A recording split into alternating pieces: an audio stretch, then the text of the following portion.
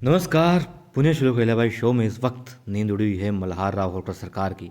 और कहते हैं ना कि जिन आंखों में तुम बसे हो उन आंखों में अब नींद कहाँ। तो इस वक्त ना तो महल में गौतम भाई साहिब सो पा रही हैं और ना ही सो पा रही हैं देवी अहिल्या। क्यों? क्योंकि दोनों को इंतज़ार है उनके खंडेराव के आने का। दोनों अपने अपने ख्वाबों में हैं, सपने संजो रहे हैं कि 7 साल बाद युवराज आ रहे हैं। एक पुत्र के लिए, एक पति के लिए नए नए ख्वाब बन रही हैं। मगर मल्हार राव होल्कर सरकार चिंतित हैं और कहते हैं ना कि चिंता चिता समान। बिल्कुल कुछ ऐसे ही हालात हैं मल्हार राव होल्कर सरकार के। और जब मतलब कि आपका गद्दी नशी इंसान जो हो वो जाग रहा हो, तो जो सच्चे सेवक होते हैं, जो आपके हितैषी होते हैं या आपके अपने होते हैं, वो भी करवट बदलते हैं, वो भी सो नहीं पाते हैं।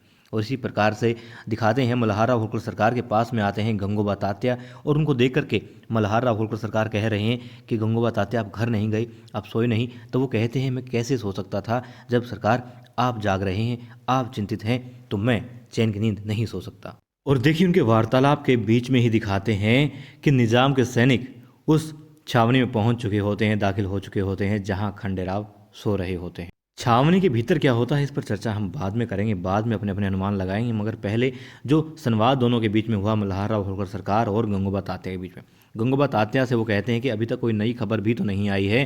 तब गंगोबा तात्या कहते हैं कि खबर आ चुकी है सरकार, और अभी अभी खबर आई है और यही मैं आपको बताने के लिए आया हूँ कि जो हमने सेना भेजी थी खंडेराव जी की मदद के लिए वो अभी तक पहुंची नहीं है।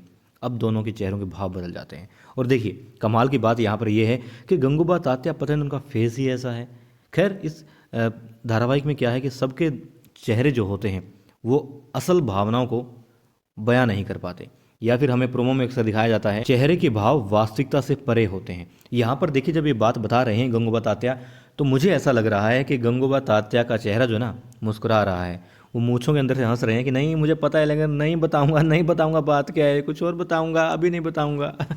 मतलब मुझे ऐसा लगता है, बेशक ऐसा ना हो। अब बात ये कि निज़ाम के सैनिक, दो निज़ाम के सैनिक दाखिल होते हैं खंडेराव जी की छावनी पर जहाँ वो सो रहे हैं। और वो दाखिल होते हैं, दोनों के हाथ में तलवार होती हैं, बड़ी बड़ी तलवारें होती हैं। दोनों में से एक तलवार से हमला करता है खंडेराव जी पर। खंडेराव जी का चेहरा नहीं दिखाया जाता है, ना तो खिड़की में से दिखाया जाता है और ना ही निज़ाम के सैनिक की तरफ से दिखाया जाता है। मतलब कि कोई और भी हो सकता है, चलो बाद में बात करते हैं इस बारे में।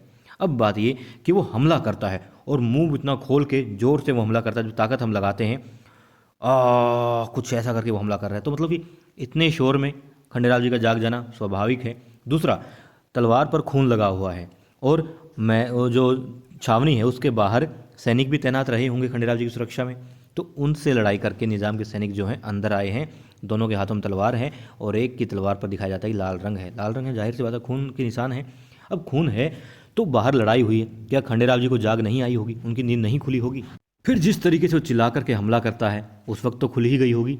और जो आवाज़ आती है, मतलब कि हो सकता है उन्होंने क्योंकि चेहरा नहीं दिखाया और एक हाथ नहीं दिखाया, तो दूसरे हाथ में हो सकता है तलवार हो और या कोई ऐसी चीज़ हो जिससे उनको तलवार को खंडेराव जी ने रोक लिया है। ये भी हो सकता है कि वहाँ पर खंडेराव जी मौजूद ही ना हो। क्यों? क्योंकि ये स्वाभाविक है ही नहीं। वो छात्र जीवन बिता करके आए आ रहे हैं, तो कुत्ते जैसी नींद होती है उस वक्त।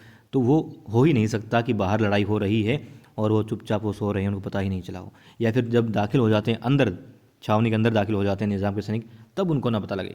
स्वाभाविक नहीं है, क्योंकि एक राजा जो होता है ना वो बड़ा ही, मतलब चाहे किसी भी राज्य का हो, वो अच्छा है बुरा है कोई भी है, यदि वो नशे पते में लिप्त नहीं है तो उसको थोड़ी सी आहट होने पर भी उसकी नींद जो है खुल जाएगी। और यही बात यहाँ पर खंडेराव जी के साथ भी होनी चाहिए।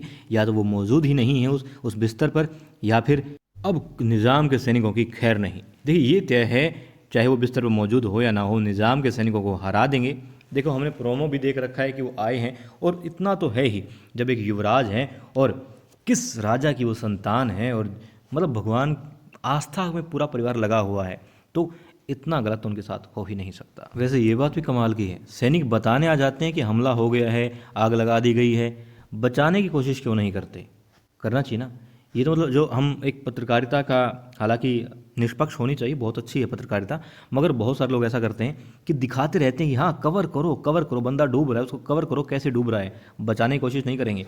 जलता हुआ दिखा देंगे मगर आग बुझाने की कोशिश नहीं करेंगे। वही बात यहाँ पर ये सैनिक कर रहे हैं, बताने आ जाते हैं, बचाने की कोशिश नहीं करते, कुछ अच्छा करने की कोशिश नहीं करते कि हाँ हमने बचा लिया, हम आ गए, हम मिलके हम लड़े। ऐसा नहीं होगा, बस हमला हो गया बता दिया, जला दिया बता दिया, खैर बताएंगे तभी तो नई सुरक्षा भेजी जाएगी, नई सेना भेजी जाएगी। ये भी हो सकता है कि कला प्रेमी खंडेराव का युद्ध कौशल यहाँ दिखाना हो, इसलिए भी ये भूमिकाएं दिखाई जा रही हैं। और ये तो तय है कि वो शूरवीर हैं, महावीर हैं, इसमें कोई दो राय नहीं है।